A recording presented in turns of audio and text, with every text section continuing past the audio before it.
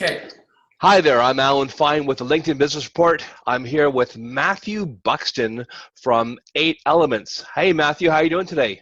I'm doing well. How are you today, sir? I'm doing great. It's a beautiful day in Calgary, and I It know you're in sure is. Calgary as well. It's Yeah. amazing. It's almost like a fairy tale.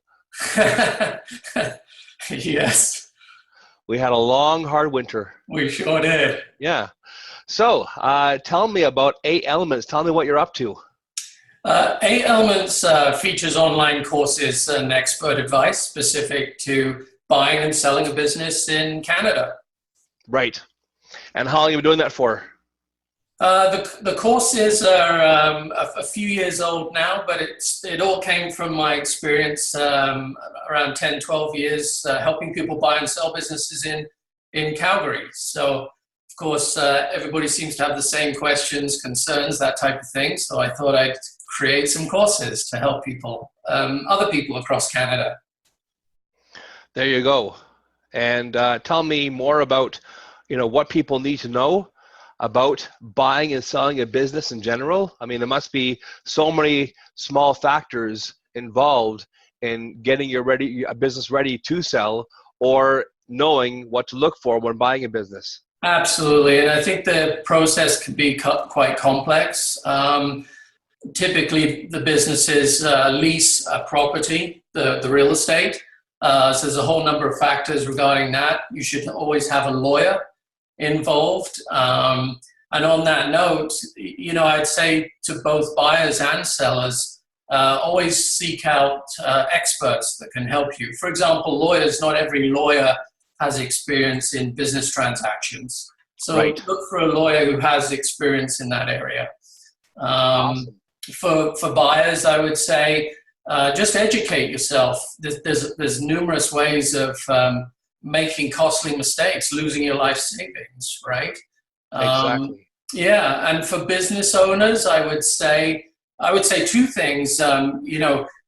Clean up your financial statements. Go through all the expenses and really clean it up. Don't use it as a personal cash machine anymore, right? Right. The other piece of advice I would give them is interview your accountant. Do you think they can help you with the transition? Because like lawyers, some of them may not have experience in ensuring you can claim your lifetime capital gains exemption, for example, right? Right. And that can have a significant impact to how much money ends up in your pocket, right? Right. So what is one of the most important things to think about when you are selling your business as far as structuring the sale and paying the least amount of tax? I think it's honestly preparation is the key. You should really be starting this 2 or 3 years before you're thinking of selling, because it does and it can take that long to really maximize the opportunities, tax, optimizing the value of your business, just simply cleaning your business up, the processes, everything. Again, there's a myriad of things, checklists you should do, but again, experts in that field can help you. Right. And of all the things in the world that anybody could do, how did you get and fall into this type of a business for yourself? Well, I've always had a passion for business. My first business was, I was a teenager in Europe, came to Really, where? Canada, had a few Where in years, Europe? London, England, Wow. South London there. But in my early 20s, moved to Canada, Canadian now. But really just have a passion for business and wanting to share that knowledge and experience with people. And particularly what I've been doing in the last decade or so, specifically helping people buy and sell the businesses. I love to see people succeed. It just breaks my heart when simple things or things that could have been done to prevent mistakes. Like what? Like, to tell me some things that you've seen beforehand that are very common. You see them on a regular basis, and it's just like, oh man, if they only talked to me beforehand, they would have Yeah. avoided this. Like what? Perhaps not having the right advisors in place, perhaps signing a bad lease, because even if you have a fantastic business, the lease can really kill a business, right? Right. I would say valuation is a very specific subject area, and there's a lot of, you could say, theories and misinformation out there.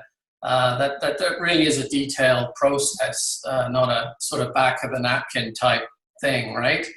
And of course, if you overpay for a business, or the business, you do that, and the business finances can't support that, what you've paid, and you've clearly got a loan for. It can really take a number of years, and its toll on business owners just trying to make ends meet, right? And how would someone look at a financial statement and go, I don't know, this thing like might be overvalued possibly? Like, are there small things you can see, or small things you can look at that are, good indicators that the books are possibly not as accurate as they possibly could be, or something is amiss? I think people really need to understand that financial statements are created for one person only, and that's Revenue Canada. Right. You really need to talk to the business owner. I'm thinking of buyers in my mind here. You really need to talk to the business owner as far as what is in all these expense items, right? Amortization all the way through to vehicle expenses, right? Exactly. But it goes back to my previous comment. If a business owner cleans up their financial statements, that process is easier, right? But also from a valuation perspective, you can't valuate a business just by looking at financial statements. You've got to look at other things, right? Right. Yeah. Like what? Could be things like you've got to visit the business, of course. You've got to meet the owner in person, right? Right. You've got to ask them questions, and for a buyer, understand where all the money's coming from and going to. Right. You want to the dollar, if anything, right? Right. And again, if there's personal things being run through the business, like vehicles, golf memberships, all that kind of stuff, right? Right. That has to be discussed and identified, right? Exactly. The other big thing I've seen in the past, which is upsetting for everybody, is some people handle cash differently, right? Some people report it. Many people report it, right? But there are businesses who perhaps don't report it, Right. but feel the valuation of the business is high because of this unproven cash amount, right? It's not only illegal, but I'm just saying that it does happen from time to time. And I would say, if anything, for a buyer, be very aware of how cash is dealt with, because you can inherit a lot of problems, particularly if Revenue Canada comes knocking on the door. So are you responsible for the previous owner's financial statements? No. You can be, absolutely. Really? Absolutely. Really? I had no idea. Like, Revenue Canada want their money, right? Right. If you're found to owe money, it would then be. Would that be on the previous business owner responsible? Yeah, it depends how the business is sold, and perhaps another number of other factors, but absolutely they can come after you. And then it would be your responsibility to find the previous owner to claim those damages back, right? Wow. And it has happened. It has happened, right? Wow. Yeah. That's amazing. Yeah.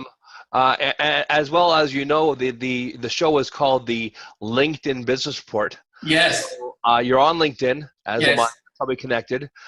Tell me about your experience of using LinkedIn for your business, as far as connecting with owners and sellers. Has LinkedIn been an integral part of your overall success? It's been a part of my success, for sure. From posting articles to meeting like-minded people. And again, we're not just talking Calgary anymore. We're talking it's a global network. So I'm in touch with like-minded people across Canada, south of the border, in other countries. And I think people have to remember that it's a global market now. Isn't it? I'll give you some examples. There's Canadians living abroad right now who want to come back home. Right. And I get emails, hey, I'd like to buy a business, or thinking of starting a business even. Can you put me in touch with a few people? And it's whether they're located in China now, or Europe, England. It's nice to be able to give people that, hey, you need to talk to so-and-so, certainly if I can't help them more. Absolutely. lawyers, accountants, realtors, Right. you know, specifically, or any other expert for that matter. So, Right. but Like a yes, LinkedIn it's quite expert. diverse. Yeah. What's that? Like a LinkedIn expert. Exactly. Yeah. Yeah. Yeah. Exactly. Wow. Wow. Well, that's pretty amazing. Can you give anybody else listening to the show one last tip or trick you can think of what's the most important thing, let's say, when you're buying a business? I think it's just educate yourself and seek the experts. So accountants always use a lawyer if nothing else, right? Right. Business experts, business broker, if you will, but people who have it's their full-time job. They have a passion for it, and And they know quite what to look for frankly, also, right? yeah, and quite frankly, you'll find them fairly quickly because the people who love what they do will love to share their knowledge and experience with you, Right. Got right? that. Got Um, that. and that can be a wealth of information. It's like the Visa ad; it's Right. priceless, right? Right. Yeah, Uh, exactly. Like having a home inspector come into your home and do a home inspection for you and find, you have mold in your attic and you got to rip exactly. off the whole top floor, the roof of the house and all those things and you had no Yeah. idea beforehand. And I would say further to that, if I may add, is Yeah. I think it's easy to criticize anything in life, right? Right. But the real experts will give you a solution too, right? Right. Again, whether it's law, accounting, business valuations, business brokers, right? Right. They'll say, maybe I'm a little concerned about that. Maybe we should get some more information, right? Right. The good ones always provide a solution to a criticism or a concern, if you will, right? Right. And Um, so I'm just looking at the information you provided for me. Do you actually do the service of vetting a business for somebody, or do you just have courses on teaching somebody on how to do it themselves? Or you have both? well, there's two options really. There's the Right. course, self-direct, and take through the process, and it explains everything. Right. Certainly, I'm available by phone, or I can do more one-on-one consulting, Right. which again follows the steps of the program, the course, right? Right. But it's really that hand-holding, if you will. Some people prefer than just taking the course. Right. Right. And Yeah. that's very important, having the expert to ask questions for afterward. And so, Matthew, you had some information you want to share with us on top of things? Yeah, I'm currently working on an exciting project called Success in Succession with two other industry experts. Fred Dodd wrote the book Succession 2020, and Dan Murray, who's just released a book, Success is Yours. And you see, 65 to 70% of boomer business owners need to sell their business in order to finance retirement. Right. 85% or 84%, if the numbers are around that, don't have a plan. Right. So, and furthermore, there's a significant disconnect between business owners and business support advisors. Right. So our program wants to revolutionize the business sale and the succession industry and bring together, unite these industry experts across the country. So it's an exciting project. There'll be more in the future to announce, but really excited to work with these guys who have a similar passion and want to help business owners, right? Right. Yeah. Well, tell them your website address, Matt. It's 8-elements.com and the number 8. Number 8, not the word Yeah. 8, number 8. Yeah, number 8-elements.com. Love to you guys to visit. There's a ton of free information, video articles, that type of thing. Perfect. Even if you didn't weren't too interested in the course, it wasn't time yet. Right, right. No, it's okay, just doing your research for sure. Absolutely. And then also put up a link to your LinkedIn profile so they can connect with you on LinkedIn. Well, thank you very much, Matthew, for being on the show today. I sure appreciate that so much. Thank you very much, Matt. Thank you, Alan. Much appreciated. You have a great day. You too. Bye-bye. Bye-bye.